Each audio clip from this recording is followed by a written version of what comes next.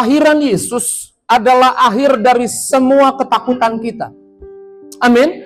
Taruh itu bold di pikiranmu, taruh itu di hatimu, sehingga apapun masalah, apapun tantangan, saudara harus punya iman, kelahiran Yesus di hidupmu adalah akhir dari semua ketakutan. Amin. Sebelum Yesus lahir, itu ada 400 tahun di mana Tuhan tidak berbicara. Biasanya Tuhan berbicara lewat hambanya, Tuhan berbicara mengutus malaikat, tapi ada masa di mana Tuhan tidak berbicara selama 400 tahun. Dan masa itu disebut masa kegelapan. Dunia kacau karena tidak ada suara Tuhan. Tapi menjelang kelahiran Yesus, ada suara yang diulang-ulang oleh malaikat. Dan pertama kali datang kepada Zakaria. Di akhir 400 tahun masa kegelapan, dunia tanpa suara Tuhan, Tuhan mengutus malaikatnya berkata kepada Zakaria, jangan takut, doamu dikabulkan. Nanti baca di rumah, Zakaria di Lukas 1 ayat 13. Lalu perkataan itu dibawa juga oleh malaikat kepada Maria, jangan takut, sebab Allah hendak mengaruniakan berkat yang indah kepadamu. Perkataan itu juga diberikan kepada para malaikat, dan dikatakan jangan takut sebab hari ini ada kesukaan besar bagi seluruh bangsa. Dan perkataan itu diulang lagi kepada Yusuf yang tidak mengerti, buat dia tunangannya hamil itu sebuah masalah besar, bencana. Tapi ketika dia hendak menceraikan Maria, malaikat mendatangi dia dan berkata jangan takut. Di hari-hari ini, apalagi mau masuk 2025, banyak orang ketakutan. Banyak orang ketakutan. Takut PPN-nya naik, nanti harga naik. Tahukah saudara, ketakutan dimulai di mana? Di Taman Eden. Ketika Hawa diperdaya oleh ular. Dan kasih buahnya yang dia makan, kasih ke suaminya, ke Adam. Dan akhirnya mereka melihat diri mereka telanjang, lalu mereka sembunyi dan mereka takut. Hari ini kalau saudara googling, ada 2000 lebih fobia, ketakutan. Saya ingat ketika saya pelayanan di Tiberias Jambu 2, di atas ada pelepasan. Ada orang takut sampah. Serius, sama sampah dia takut banget. Tetangga saya, anak kecil, takut sama bunga. Lalu saya ketawa, mama saya bilang, dulu papamu juga takut bunga. Waduh, laki-laki takut bunga nggak romantis nih ya kan. Ada yang takut diomongin orang, ya kan? Hari ini banyak nih takut diomongin orang. Ya kan? Ada yang takut rugi. Dan kelahiran Yesus harusnya menghentikan atau akhir dari semua ketakutan kita. Amin. Sama-sama bilang, kelahiran Yesus adalah akhir dari semua ketakutan saya. Rekan saya Ponce boleh bacakan kisah kelahiran Yesus di Lukas 2 ayat 9 dan Lukas 2 ayat 10. Lukas 2 ayat 9 dan ayat 10. Tiba-tiba berdirilah seorang malaikat Tuhan di dekat mereka dan melihat Tuhan bersinar meliputi mereka dan mereka sangat ketakutan. Lalu kata malaikat itu kepada mereka, jangan takut, sebab sesungguhnya aku memberitakan kepadamu kesukaan besar untuk seluruh bangsa. Ada kesukaan besar untuk Indonesia, amin. Yesus sudah lahir, amin. Terserah kalau saudara kebanyakan nonton breaking news, pasti banyak kabar buruk, banyak kabar menakutkan. Tapi itu bukan berita Natal. Berita Natal adalah ada kesukaan besar untuk seluruh bangsa. Ada kesukaan besar untuk keluargamu. Ada kesukaan besar untuk Indonesia, amin. Yuk Lukas 2 ayat 10, terjemahan sederhana Indonesia, bacakan dulu. Lukas 2 ayat 10, terjemahan sederhana Indonesia. Kata malaikat itu kepada mereka, jangan takut, saya menyampaikan kabar baik kepada kalian, suatu kabar yang akan membuat seluruh umat Israel bersukacita. Ada kabar baik malam hari ini. Saudara terlalu banyak dengar kabar ketakutan, tapi dari gereja selalu ada kabar baik. Ayat 11-nya silakan Pak Ponce. Sama-sama jemaat kita baca 2, 3. Hari ini sudah lahir, amin, yaitu Tuhan, disebut juga Kristus. Sudah lahir siapa? Raja Penyelamat. Mengapa kita tidak takut? Mengapa ini akhir dari semua ketakutan? Sudah lahir, sama-sama bilang sudah lahir Raja Penyelamat. Pegang dadamu bilang, saya punya Raja Penyelamat. Pegang dadamu bilang, saya nggak pakai kekuatan sendiri. Saya punya pahlawan. Saya punya superhero. Raja Penyelamat saya sudah datang. Yesus Kristus sudah lahir. Ya, tepuk tangan yang dahsyat yang luar biasa. Mengapa kita tidak takut? Karena kita tidak sendirian. Amin. Mengapa kita tidak takut? Karena Yesus ada di hidup kita. Amin.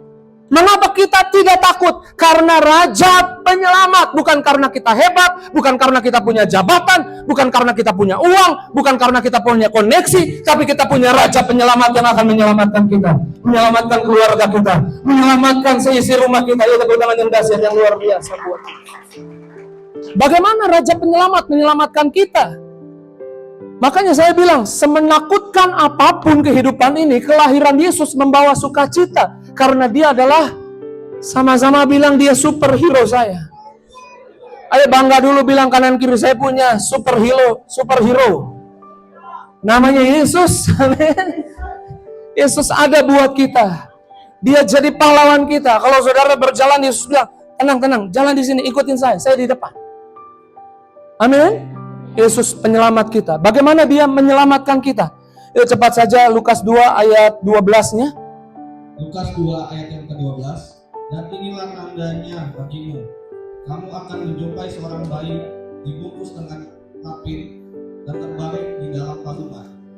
Menjumpai seorang bayi dibungkus dengan lampin. Yesus lahirnya di mana? Bethlehem, ya kandang domba, betul. Bethlehem, Efrata. Ada peternakan domba. Tapi peternakan domba di Bethlehem Efrata berbeda. Peternakan domba di Bethlehem Efrata adalah domba yang nantinya dibesarkan untuk dipersembahkan di bait Allah.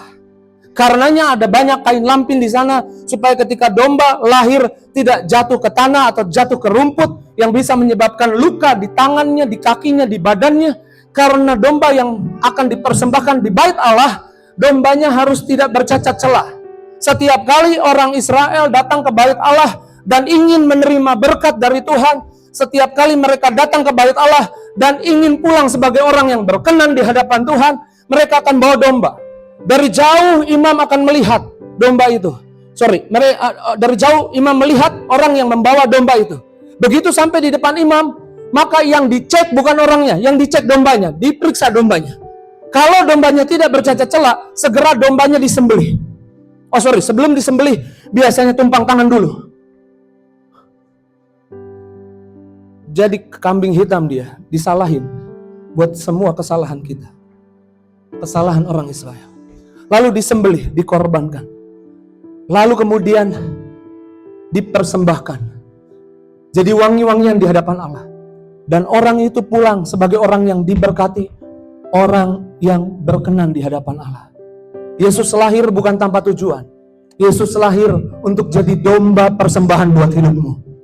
Supaya hari ini setiap kali engkau datang di hadapan Allah, maka Yesus diperiksa dan sudah diperiksa oleh Pontius Pilatus. Pontius Pilatus bilang apa? Aku tidak dapati kesalahan apapun pada orang ini. Makanya dia cuci tangan.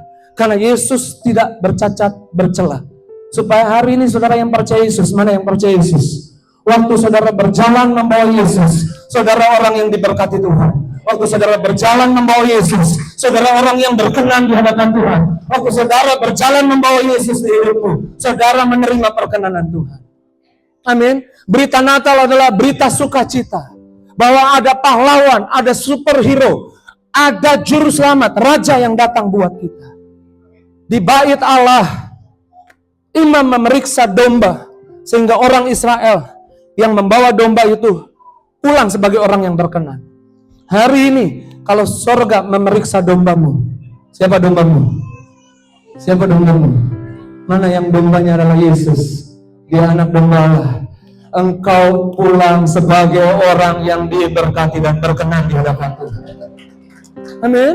Maka Yesus datang bukan tanpa tujuan. Yesus lahir di hidupmu dengan tujuan.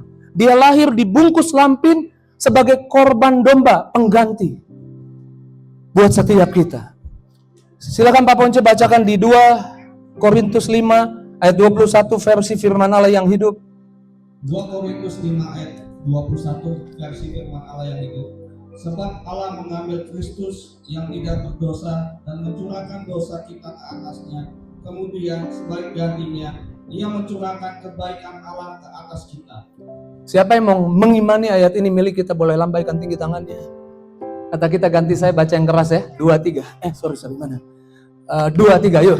Sebab Allah mengambil Kristus yang tidak berdosa dan mencurahkan dosa. Sebentar, kata kita ganti, saya sambil pegang dadanya. Ulang dari awal, 2, 3. Sebab Allah mengambil Kristus yang tidak berdosa dan mencurahkan dosa saya ke atasnya. Kemudian sebagai gantinya Ia mencurahkan kebaikan Allah ke atas saya. Yesus lahir supaya saudara mengalami, menerima kebaikan Allah di jalan hidupmu.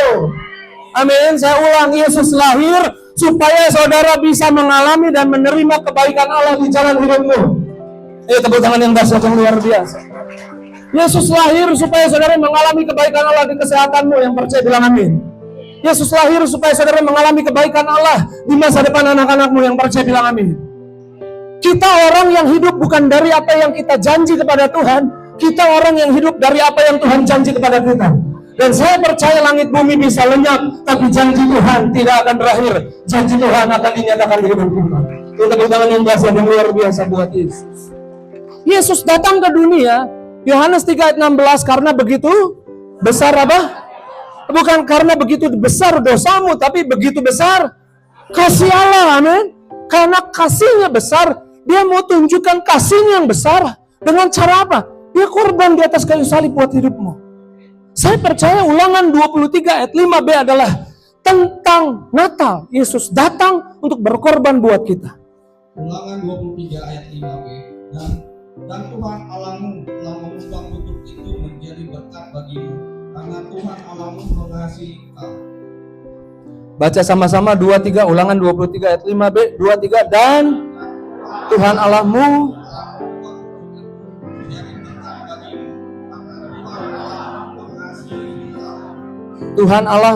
telah mengubah kutuk itu menjadi berkat bagimu, karena Tuhan Allahmu mengasihi engkau. Tuhan Allahmu akan mengubah ratap menjadi tarian, karena Tuhan Allahmu mengasihimu. Tuhan Allahmu akan mengubah kehancuran jadi pemulihan yang besar-besaran, karena Tuhan Allahmu mengasihimu. Tuhan Allahmu akan mengubah kebangkrutan, kegagalan menjadi pemulihan yang besar-besaran, keuntungan yang besar, bukan karena kebaikanmu, karena Tuhan Allahmu mengasihimu. Karena Tuhan Allahmu mengasihimu. Tuhan Allahmu akan mengubah rumah tangga yang berantakan jadi pulih dan rukun sekali, karena Tuhan Allahmu mengasihimu. Itulah berita Natal, karena Tuhan Allahmu mengasihimu. Tuhan Allahmu mengasihimu.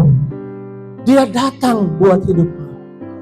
Tadi saya bilang, memang Natal perayaannya semua tentang Yesus, tapi di hatinya Yesus, Natal tentang saudara. Dia datang ke dunia ini karena ada kamu di dunia ini. Jadi jangan kecil hati lagi. Saya nggak tahu masalahmu apa. Mungkin saudara bilang, Pak Pendeta kelihatannya saya baik-baik saja. Tapi sebenarnya Natal ini, Natal yang paling menekan di hidup saya. Natal yang paling berat di hidup saya. Orang boleh nggak tahu, tapi Tuhan tahu. Dan Tuhan sedang menyemangatimu. Jangan kecil hati, jangan takut. Dia datang untuk mengasihimu. Dia datang untuk mengasihimu. Tuhan Allah mengasihimu.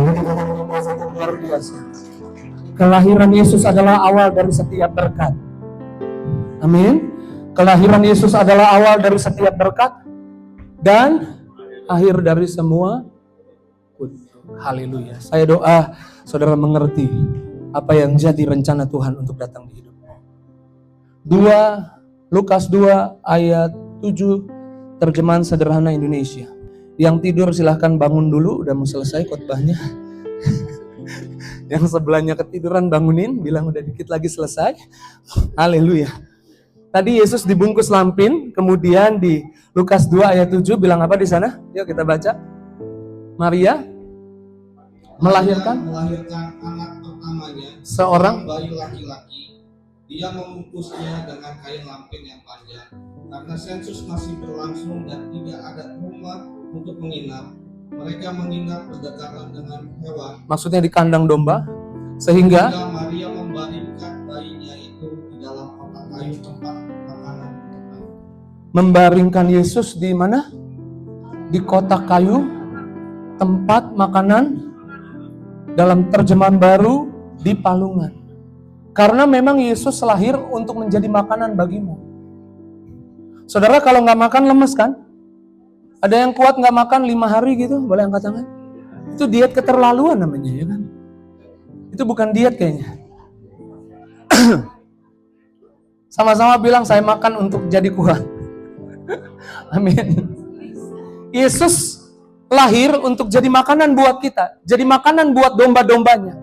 Memberi energi untuk kita hidup. Karenanya biarlah kita hanya makan dari Yesus. Jangan makan dari orang. Jangan makan dari kekuatanmu sendiri. Tapi makan dari Yesus.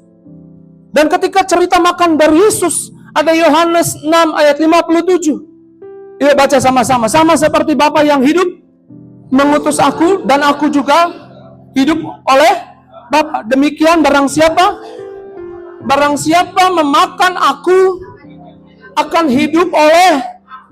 Saudara mau hidupmu lebih hidup? Makan Yesus. Amin. Orang Israel makan gambaran pengorbanan Yesus, gambarannya doang. Keluaran 12, domba Paskah. Sembelih domba untuk satu rumah, kemudian darahnya bubuhkan di ambang pintu rumah. Darahnya di ambang pintu rumah, bait, tubuhmu bait, tubuhmu rumah, amin. Rumahnya roh Allah, yang ada tanda darah, kemudian dagingnya jangan direbus, tapi dipanggang. Yesus di kayu salib, dehidrasi tinggi, sehingga dia bilang, aku haus. Karena dia menerima murka Allah. Karena harusnya saudara dan saya yang dimurkai, tapi dia mengasihimu. Dia rela menggantikanmu di atas kayu salib, menanggung murka Allah. Dan orang Israel yang makan gambarannya, mereka kemudian mengalami di Mesir ada kutuk anak sulung. Saya baca cepat saja ya. Lalu dibunuhnya semua anak laki-laki yang sulung dalam setiap keluarga orang Mesir. Dan terjadi teriakan, tangisan di Mesir di malam itu. Tapi yang ada tanda darah dan yang makan daging anak domba, apa yang terjadi? Mereka dihantar keluar. Kemudian bangsa Israel keluar dari perbudakan. Itu yang pertama. Yang kedua, mereka bawa emas dan perak. Bukan pendeta Mario yang bilang. Tuhan. Dan apa yang terjadi pada orang Israel? Mereka membawa kekayaan orang Mesir keluar. Dan semuanya sehat dan kuat. Ini 2 juta orang yang keluar. Ini bukan cuma anak muda, tapi anak kecil, anak muda, dewasa muda, orang tua, manula. Dan ingat, mereka budak, kerja keras. Mereka itu kerja keras, pasti ada yang encok-encok, ya kan? Pasti ada yang pegal-pegal. Tapi makan daging anak domba, menerima korban domba Paskah, mereka keluar, dihantar keluar. Saudara, hari ini Yesus lahir, sama-sama bilang Yesus lahir. Bilang untuk berkorban, menggantikan saya. Amin. Dan waktu Yesus lahir, berkorban menggantikanmu, inilah yang saya percaya terjadi. Kelahiran Yesus, sama-sama baca kitanya saya. 2-3 kelahiran Yesus membuat saya, yang pertama, keluar dari dosa. Keluar dari Mesir, amin. Dibebaskan dari dosa. Makanya orang yang ngerti ini tambah kudus, tambah suci, tambah berkenan. Lalu disembuhkan. 2004 lambung saya disembuhkan. Harusnya dilaser tapi sembuh. Dan kemarin mungkin ada ibu-ibunya datang gak ya? Mungkin tadi sesi 1. Ada ibu-ibu usia 65 biasanya duduk di depan. Ginjalnya bocor. 1 minggu kemudian dia bilang, Pak, kemarin di dokter dicek lagi, sudah sembuh, sudah sehat, ginjal saya baik-baik saja. Karena terima tubuh darah Yesus, dia keluar sehat dan kuat, disembuhkan. Lalu dipelihara. Jangan stres karena pajak mau naik. Jangan stres. Jangan kecil hati. Sama-sama pegang dadamu, bilang, saya nggak sendirian. Saya punya Raja Penyelamat. Amin. Makanya sebagai hamba Tuhan, pesan Natalnya ini. Jangan andalkan kekuatanmu. Yesus datang untuk menghapus ketakutan kita. dan untuk memberi kita pengharapan dan janji akan masa depan yang penuh dengan kebaikan. Yesus lahir supaya saudara melihat kebaikannya di jalan hidup.